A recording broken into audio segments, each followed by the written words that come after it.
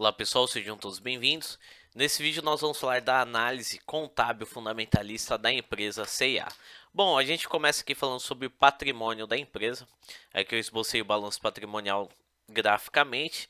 Aqui a gente tem um ativo total, que é a linha amarela, o passivo total, que é a linha cinza, e o patrimônio líquido, que é a linha laranja aqui. Bom, a gente consegue verificar que o ativo em relação ao volume financeiro é superior ao passivo, ou seja, que a empresa tem de bens e direitos, que ela tem no caixa, o que ela tem a receber de seus clientes, que ela tem de estoque, o que ela tem de bens em seu poder, é superior em relação às suas obrigações com terceiros, que são empréstimos e financiamentos, fornecedores, folha salarial, ou seja, é a parte negativa do balanço patrimonial. Então, se a gente fazer uma análise aqui, a empresa, o que ela tem de ativo, consegue aí cobrir o que ela tem de obrigações com terceiros.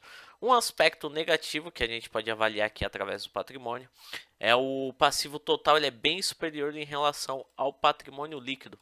O patrimônio líquido é o capital que é investido pelos sócios acionistas e é onde é reinvestido os lucros da empresa. Então a gente consegue verificar que a empresa está sendo mais financiada com o capital de terceiros do que com recursos próprios.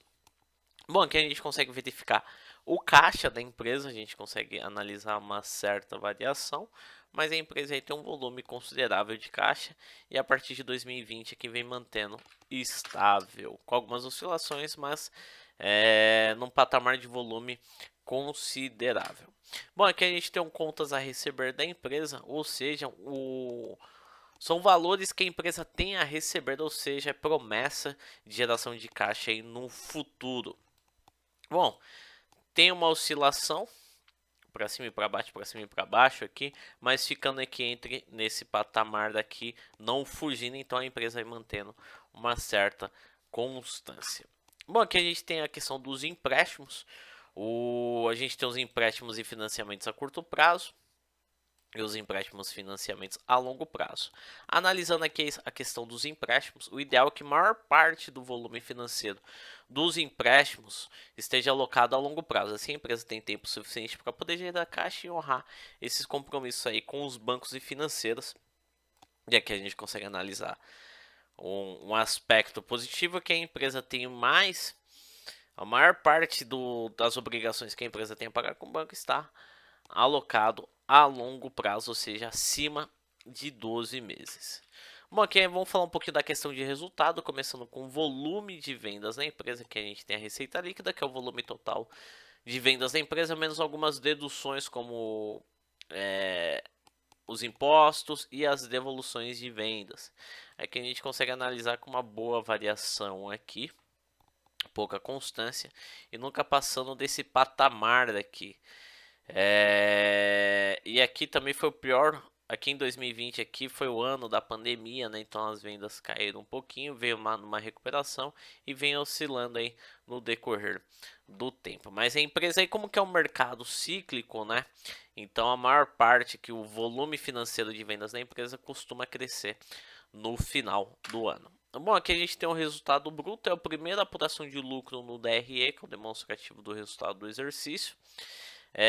Sempre esteve lucro, ou seja, está acima do patamar zero aqui, ou seja, a empresa nunca teve prejuízo.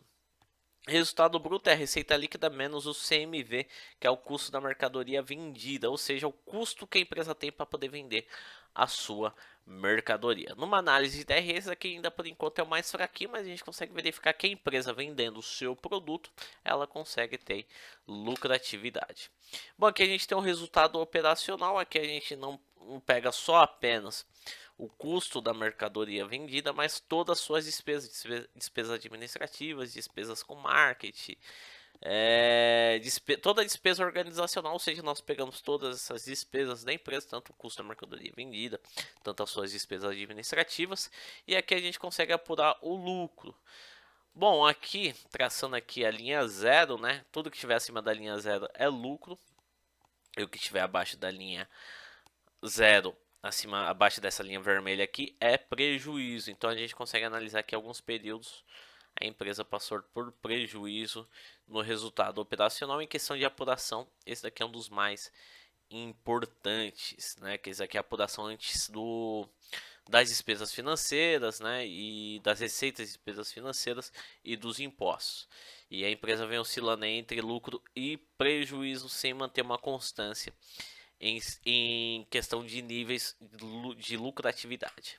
Bom, aqui a gente tem o resultado líquido, aqui a gente pega todas as receitas menos todas as despesas envolvendo impostos pagos, depreciação, custo da mercadoria vendida, as despesas administrativas. Aqui a gente consegue verificar se a empresa foi lucrativa ou não.